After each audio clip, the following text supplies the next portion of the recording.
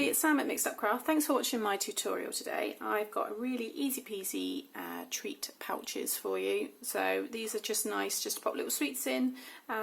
Would be great for wedding favours and just little party bags, or rather than a party bag, you give people this as they leave.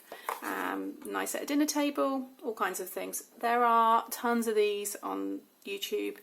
This is not my own design. I've looked at, I think it was party paper again.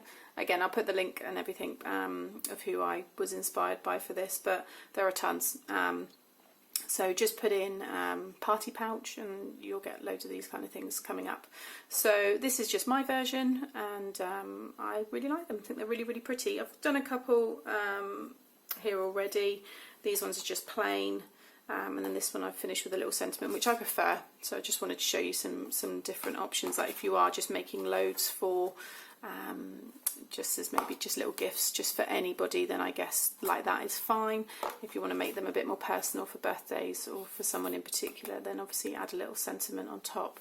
And they just open up with the ribbon there, and then you've got a nice amount of room inside, so you can get plenty of bits and pieces in there. So like I said, these are dead quick to make, so again it's something good that you can kind of just, you know, make a load of one afternoon. So you just need a piece, for these ones you need a piece of 6x6 cardstock.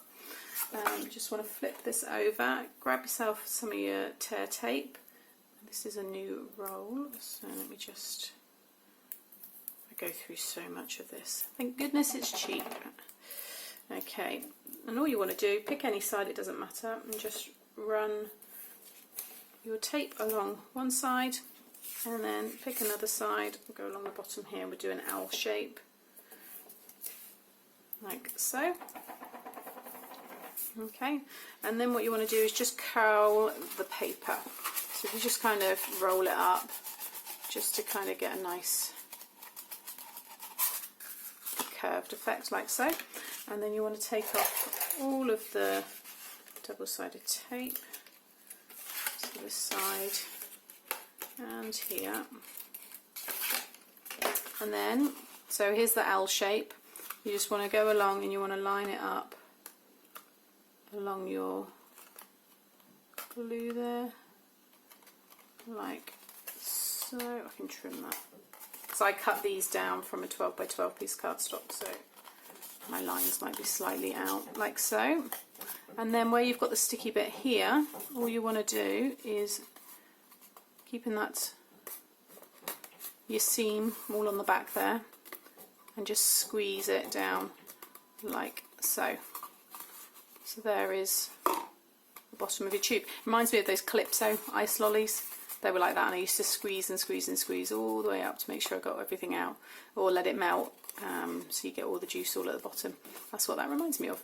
There you go. And then what you want to do is do the opposite side. So you, rather than squeezing it down like so, you want to squeeze it the opposite direction, and just again like so. Choose wherever your design is, and your seam is, obviously my seam's on the back there, so it'll be this way up. And then you just want to get your hole punch, and wherever you desire, really, just make sure it's kind of even. I'm just eyeballing that. And then get yourself some ribbon, thread it through underneath. So again, you've got that seam on the bottom. Make sure it's all nicely lined up. Pop in your treats and then just seal it up. I'm just doing these ones in knots,